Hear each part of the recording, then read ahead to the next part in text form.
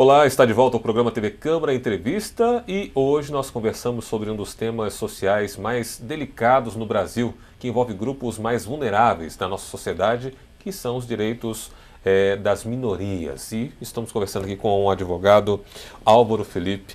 Falamos um pouquinho aqui no início já de alguns grupos. Eu gostaria de tocar agora numa questão que aí passa um pouquinho pela nossa história, a história do Brasil, que é com relação a direitos dos indígenas. Todos nós conhecemos a nossa história, né? Sabemos que quando o Brasil chegou, os portugueses chegaram no Brasil, aqui já haviam índios, nós temos aí toda essa trajetória com relação aos direitos aos indígenas, que hoje parece que muita gente quer se esquecer do indígena, dizendo é um pequeno grupo, é só que dá trabalho, que deixa eles nos matos. Aí eu pergunto a você, Álvaro, como é que estão as questões dos direitos indígenas e como é que está a visão voltada para eles? Daniel, hoje a questão voltada para eles, ela é tutelada bem amplamente na Constituição. Existe o Estatuto do Índio, que também tutela de forma específica essa comunidade, não só erigindo direitos para eles, mas como também meios de concretizar esses direitos. Do ponto de vista social, que a situação se torna um pouco mais delicada. Não só em relação aos indígenas, como a gente tem falado até agora, né? Todos os grupos minoritários sofrem de uma forma ou de outra nas dificuldades de implementação de seus direitos, e os indígenas não fogem disso. Do ponto de vista social, principalmente do ponto de vista de terras, né, nós acompanhamos pelo site, né, e por notícias da FUNAI, né, um grande reconhecimento de vários espaços de propriedades para eles. Hoje, cerca de 460 comunidades indígenas, propriedades estão reconhecidas pela FUNAI. Isso é bacana. Segundo a FUNAI, hoje é cerca de 12% do território nacional. Mas será que realmente é todo este o contingente de índios no Brasil? Então, é certo que existem algumas omissões e que essas devem ser buscadas, serem implementadas. Mas, como eu disse, existe a necessidade também da população buscar. Hoje também temos e vemos uma população indígena, né, tirando algumas comunidades um pouco mais reservadas dentro da sua cultura, um pouco mais ortodoxas, se eu posso assim dizer, que até mesmo não se civilizou, né? Existem registros na Amazônia e em outros espaços no Brasil de que simplesmente é totalmente afastado mesmo do ponto de vista urbano. Agora, muitas outras hoje têm uma grande, né, muito intercultural, e essas comunidades devem buscar os seus direitos, né? Porque se não houver mesmo esta busca, infelizmente, muitos dos seus direitos vão ser omitidos pelos órgãos públicos. Agora, quando se fala em minorias hoje, está em voga, né, a questão dos direitos do LGBT, porque existe uma ampla discussão e é um grupo que está buscando, né, de diversas formas o seu direito, e tem aí inclusive força política também envolvida, e aí já existe também o próprio conflito político que gera notícia, né, que tem gerado bastante notícia, e sem contar na questão da economia, que mexe também com a economia do nosso país, que tem mexido, principalmente aqui no estado de São Paulo, Rio de Janeiro, nas grandes capitais. Pergunto a você, como é que estão os direitos voltados para a comunidade LGBT e como é que você vê essa questão, essa evolução por parte do movimento que tem realmente lutado e gritado pelos seus direitos? Daniel, hoje talvez seja o grupo, a minoria, a população mais excluída que mais briga pelos seus direitos, né? Não existe uma legislação específica que tutele, né? Existem alguns atos normativos que tutelam alguns direitos específicos, mas não uma legislação voltada especificamente, né, de uma forma mais genérica, né, de uma forma mais abrangente a esta população excluída, tá? Do ponto de vista de implementação, temos visto uma grande evolução e amadurecimento e implementação de seus direitos, né? Hoje, aqui no estado de São Paulo, nós temos um decreto, se não me falha a memória, 55.588 de 2012, 2010, que ele prevê a possibilidade, né, de um transexual, né, ou um transgênero, ele mudar o seu nome social perante órgãos públicos, modificando os seus documentos. Tá? Então existe essa possibilidade e é uma evolução muito importante para esta comunidade, que ao longo do tempo é excluída, que continua sendo excluída, continua sendo discriminada. tá? E hoje temos uma evolução bacana do ponto de vista legislativo. Não é o que, de repente, seria o ideal para o momento, mas tem crescido a cada dia mais. Agora, pegando realmente o gancho, muita gente fala que a briga pelos direitos, né, pegando a questão que está em voga, como nós já dissemos aqui, dos direitos do LGBT, alguns grupos contrários ao que eles realmente pedem é que a própria legislação brasileira, como nós falamos aqui no início, já abrange a todo ser humano, a todo brasileiro que está, digamos assim, ele está resguardado seus direitos de fazer aquilo que ele bem quiser, bem entender, diante da sociedade. Como é que você coloca essa questão, né, para esses grupos? Porque muita gente acha que quando se busca o direito de minorias, deixa de se cumprir o direito para todos. Porque se uma vez você tem um direito para todos, é um contraponto, um contrassenso, digamos, você ter uma lei áurea, uma lei máxima, que abrange a toda a população, e aí você ter interpretações ou buscar elementos para que realmente atenda a minorias. Como entender, digamos, essa briga que existe daqueles que são favoráveis tanto aos direitos dos negros, dos indígenas, do LGBT e outros grupos mais, diante dessa questão jurídica? Eu pergunto isso a você. Tá certo. Daniel, trata-se de uma questão de evolução cultural. Nós vivemos num Estado democrático, de direito, tá? Onde a lei ela é padrão para todos. E de uma certa forma deve ser genérica e abstrata para todos. Porém, o conceito de igualdade, e mais ainda forte na atualidade, não é de uma igualdade formal, mas sim de igualdade material. Daí porque temos que tratar iguais os iguais, porque estes não precisam, né, de diferenciação.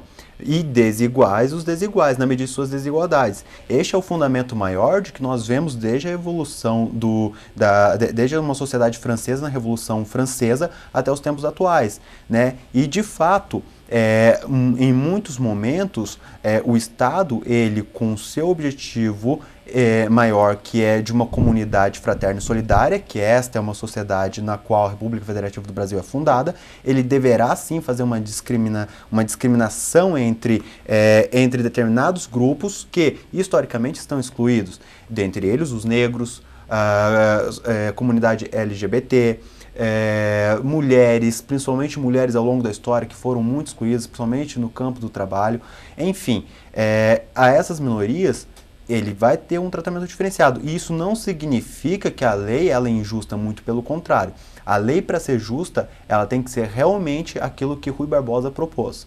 Tratar igual os iguais e os desiguais de forma desigual, na medida de sua desigualdade. Porque se todos forem tratados de forma igual, nós aí sim teremos uma latente desigualdade. E aí nós teremos diversas injustiças. Bom, nosso tema de hoje aqui do programa TV Câmara Entrevista é Direito das Minorias. Estamos aqui com o advogado Álvaro Felipe. Álvaro, tem algo interessante aqui, que dentro do sistema democrático de direito, como você falou, brasileiro, o ideal seria propagar a igualdade, né?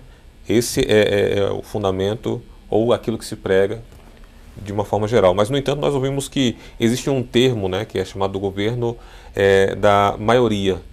Ou seja, se é o governo da maioria, automaticamente você exclui essas minorias. Na verdade, na sua opinião, quem é que decide, de fato, com relação aos direitos no país? Né? De fato, é a maioria e a minoria realmente está aí desguarnecida e não vai adiantar nada, nenhum tipo de luta em prol disso, porque a maioria sempre vai prevalecer. Essa suposta maioria, digamos. Nós vivemos uma democracia representativa, onde o povo tem o poder, mas ele exerce este poder por meio de representantes eleitos. Essa é uma democracia representativa, este é o modelo republicano, né? Esta é a república, na qual o Brasil se funda, e por isso nós temos representantes eleitos para decidirem pelo povo.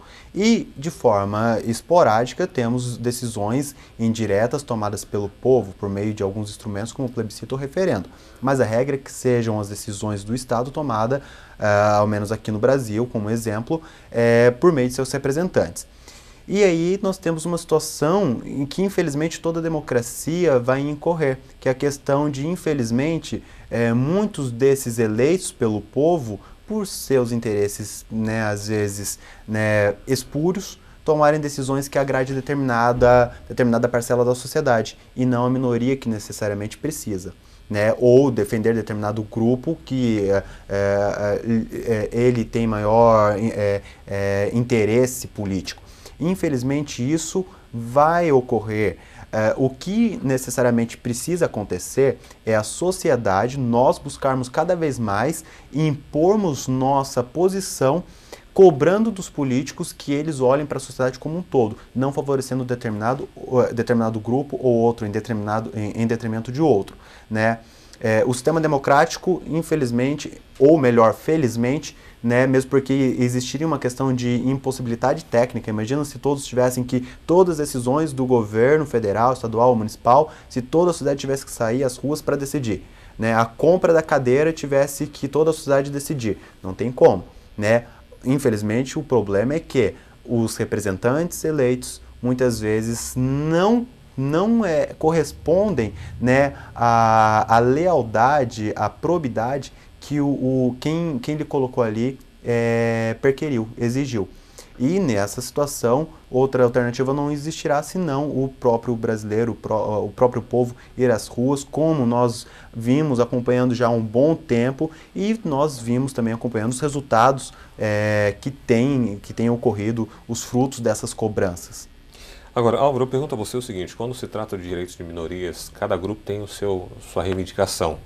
E pode ser que uma dessas reivindicações, que é para atender uma necessidade de um grupo, pode ser que não seja do outro grupo e automaticamente sejam convergentes. Ou seja, o que ajuda um pode prejudicar o outro. Muita gente coloca isso também em xeque-mate, digamos assim. Como resolver essa questão desse ponto de vista jurídico, já que até dentro da própria política nós estamos dentro de uma democracia, né, um Estado democrático, onde existem representantes de vários grupos e cada um vai buscar ali o interesse e as necessidades de cada grupo. Como ter, então, uma legislação? É possível? Já existe uma legislação que consegue atender a minoria e também digamos, ao restante dos grupos? Porque quando acontece esse choque, por exemplo, de interesses, como é que se faz? Como é que a justiça se porta diante disso? Do ponto de vista legal, nós chamamos isso no direito de ponderação de interesses, né? Quando nós temos conflitos de interesses ou direitos e garantias,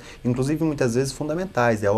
É a coisa mais comum nós vermos, às vezes, conflitar o direito à vida com o direito à liberdade, né?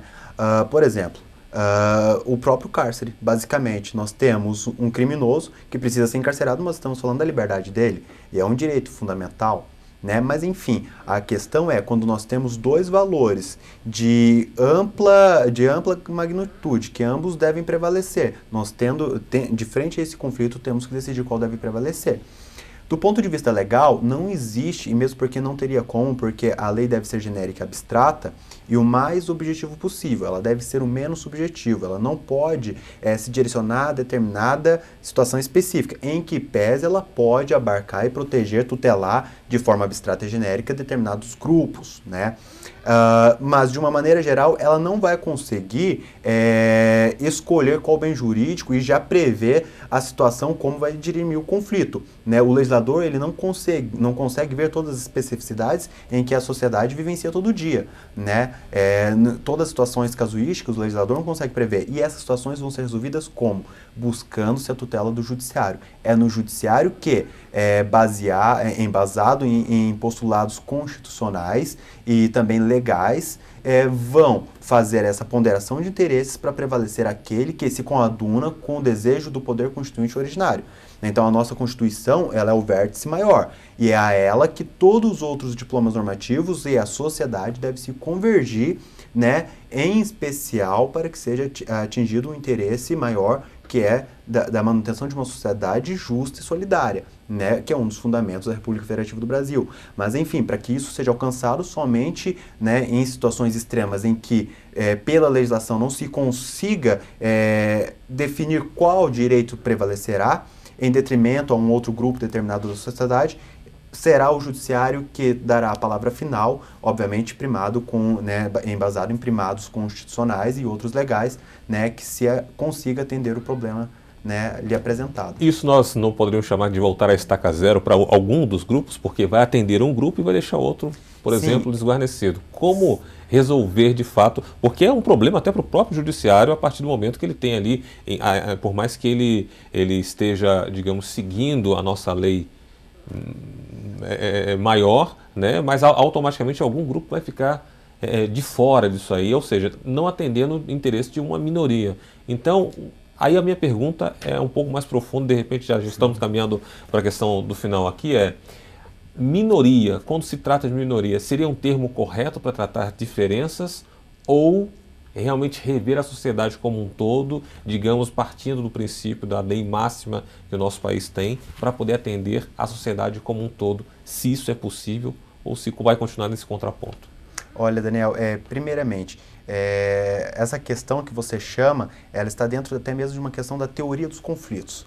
Né? Quem estuda a teoria dos conflitos vai ver que, diante de um conflito, alguma das partes restará em tese, ou ao menos para ela, do ponto de vista subjetivo, prejudicada. E não haverá como agradar os dois lados da moeda. O que se deve buscar é atender o desejo do constituinte. Por exemplo, numa situação concreta em que eu tenho uma dignidade da pessoa humana que deve prevalecer, essa deve prevalecer, independentemente do interesse da outra parte, ainda que ela, em termos, esteja sendo prejudicada. E vemos isso, por exemplo, numa desapropriação, por exemplo, né, com fins sociais. Né, nós vemos que um proprietário, em tese, está sendo prejudicado por um valor que não lhe agrada quando o órgão público vem desapropriar aquela sua propriedade. Mas, muitas vezes, se essa propriedade ela volta a ser um interesse público, é óbvio que o interesse primário de toda a sociedade deve prevalecer. Né? De fato, baseando numa ideia de teoria de conflitos, alguma das partes será infelizmente prejudicada e não conseguirá, seja o legislador ou o poder executivo ou até o judiciário, atender de forma equinânime. Na verdade, isso até mesmo não se existe, né? Enfim, respondendo de forma mais ainda objetiva, não existe uma fórmula de resolver os conflitos de que tudo, né, será resolvido de forma equinânime. Até porque a própria Constituição Federal, no seu artigo 5º caput, quando ela prevê a isonomia, ela não está falando e apontando, assim como o STF, o Supremo Tribunal Federal, já decidiu, ela não está apontando uma igualdade, uma isonomia formal, como eu venho falando. Ela aponta uma igualdade material. Eu quero saber, essencialmente, na essência, qual é o direito que deve prevalecer, qual é o prejuízo que está havendo, quem realmente precisa, quem realmente é o necessitado, quem realmente é a minoria. Infelizmente, do ponto de vista social, talvez por um bom tempo nós teremos ainda essa questão de minorias. Porque, como também nós falamos aqui, a questão de minorias não é uma questão legislativa. Aliás, a legislação, a lei, ela é produto do homem, ela é produzida pelo homem, ela é secundária. Na verdade, a questão da discriminação, ela é social, ela é cultural. Enquanto o ser humano não mudar a sua forma de tratar o próximo, não vai acabar as desigualdades sociais. E aí continuaremos falando de dificuldades com negros, dificuldades com comunidade LGBT, né, a questão de gênero e outras questões como as de mulheres, que hoje tem uma evolução bacana, mas continua sendo, né, em alguns aspectos prejudicadas. Mas enfim, enquanto não se mudar a forma como o ser humano trata o seu par, não terá como implementar políticas públicas, porque ainda que se implemente, né, continuará muitas outras pessoas, ou seja, sendo prejudicadas, ou seja, minorias, enquanto não houver mudança cultural, mudança de pensamento, minorias, essa palavra continuará existindo. E os conflitos continuarão também. E alguma das partes, né, infelizmente, terá que ceder, ainda que se entenda que haja um prejuízo, para que o direito da outra possa prevalecer, se esse direito está concatenado ao que a Constituição Federal busca, né, dentro da tábua axiológica, tem os valores que ela propaga. Ou seja, podemos dizer então que a justiça, a base da justiça, a base da lei seria o bom senso entre os seres humanos. Podemos, digamos, resumir dessa forma, para que realmente possamos encontrar um equilíbrio para que tanto minorias quanto maiorias possam se respeitar e viver melhor na sociedade? Daniel, o dia que a sociedade vivenciar o bom senso, e essa resposta é sim, a resposta à sua pergunta é sim, no momento em que a sociedade vivenciar o bom senso, o respeito ao seu próximo, no dia que é uma palavra que comporta muito subjetivismo, muita carga subjetiva, mas amor, essa é a palavra. No momento em que o ser humano voltar-se a tratar o seu próximo como ele gostaria de ser tratado, né, nós vemos hoje, basicamente, muitas pessoas querem, por exemplo, o direito penal máximo ao meu próximo. Eu quero que ele seja punido da forma mais severa. Mas a mim, nem direito penal quero que seja aplicado. Ao meu próximo, ao meu parente, se ele cometer algum crime, não, eu faço o meu jeitinho brasileiro, mas o próximo ele não pode fazer. Enfim, no dia em que o ser humano começar a mudar essa cultura de respeitar o seu próximo, de começar a agir corretamente, talvez nem lei, ainda que seja uma utopia, nem lei será necessário, né? Na verdade, a lei existe porque isso está dentro das teorias básicas da norma jurídica. A lei existe para regular uma sociedade em que o ser humano não consegue conviver com o outro. No dia em que aprender a conviver, em que pese isso nos pareça uma utopia, não tenhamos dúvidas de que não falaremos mais de minorias e nem de necessidade de implementação de políticas públicas, porque isso tudo será automático. E vai prevalecer o direito do ser humano acima de tudo, né? Sim. Quero agradecer aqui a presença do Álvaro Felipe, advogado, participando com a gente do programa TV Câmara Entrevista. Aqueles que tiverem dúvidas podem entrar em contato com você, pedir para a técnica colocar aí o seu contato, tem aí o seu e-mail, né? Está disponível para você? Sim, estou disponível. Podem mandar todas as perguntas e questionamentos acerca do tema ou qualquer coisa voltada à situação de minorias, que se tiver ao meu alcance, responderei com muito prazer. Mais uma vez, muito obrigado, Álvaro, pela sua participação com a gente. É um prazer muito grande sempre recebê-lo aqui. Também agradeço. Obrigado, Daniel. Muito bem, queremos agradecer também a você que acompanhou o nosso programa TV Câmara Entrevista de hoje, que termina aqui. Mas você pode rever esse programa ou outros temas. Basta acompanhar nossa programação no Facebook, facebook.com/TV Câmara Jacareí e também nosso canal no YouTube, youtube.com/TV Câmara Jacareí. Obrigado pela sua companhia e fique ligado aqui na TV Câmara Jacareí, a TV pública da cidade. Até o nosso próximo encontro.